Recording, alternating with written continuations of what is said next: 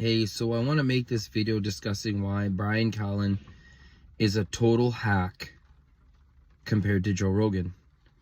Why Joe Rogan has a podcast and he's beloved by people, and why Bryan Callen is quote unquote friendlier but way greasier.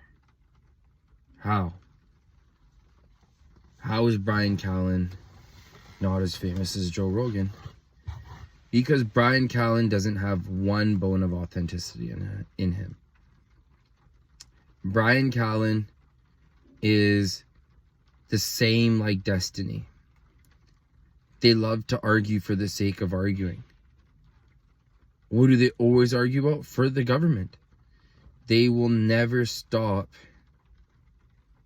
defending the government or the establishment. And why am I making this video? Because I watch Sam Tripoli and Bryan's Conspiracy Social Club. And I like that podcast. It's a good podcast. But on the recent episode, Bryan was saying that BlackRock has no influence on companies. And that if they had real influence over companies, then it would be front page of the New York Times. And that they would get violations from the SEC. Oh, okay, I guess so. I guess there is no such thing as ESG then. And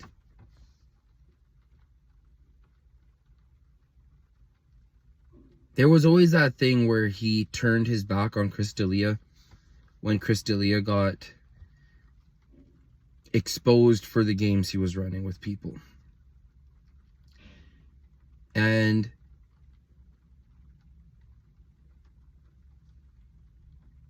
if you want to get more darker with it, I have a feeling, I get this weird feeling that Bryan is an actor. And he purposefully got radioactive with his allegations. And I feel like that was an attempt to get to Joe. And in order to get Joe to calm down with the things he was saying about COVID and about this and that, and about the election, that's when Bryan Callen took the alleged L. And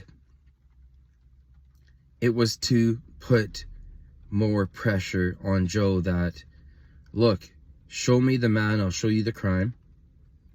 You're the guy, Joe. So all these guys beside you, they gotta go down. And if you watch Conspiracy Social Club, the number one thing that Bryan does is he'll never argue the argument. He'll never even really steel man the argument. The whole time, Bryan will just gaslight the shit out of you.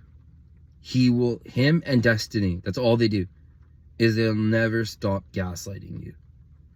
So when Bryan sits there and simps so hard on Conspiracy Social Club in the same week that there is no power from BlackRock, and then you have Patrick Bet-David go on Joe Rogan and say the exact opposite, and Joe is there to able to have the conversation, and Joe keeps asking, but where does ESG fit into this? How does ESG fit into things? Where does ESG fit into things? And they're able to talk. And then you see Bryan Callen, who, it makes no sense the way he simps all the time I get it that it's like comedic for a show and it kind of adds layers of depth to the Conspiracy Social Club, but Joe has some integrity and some authenticity. Bryan Callen is just an industry hack.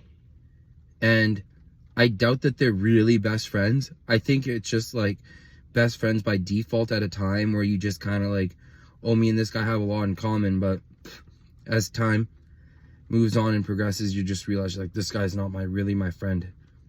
And it's not what it seems like.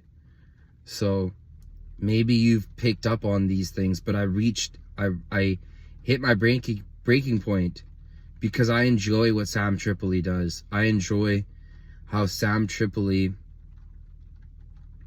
the reason I can't have good takes like Sam Tripoli is because Sam Tripoli's older and he knows where to connect dots. So that's why I like that show. But if you feel like Bryan Callen is a total hack and you feel like, can someone be this dumb?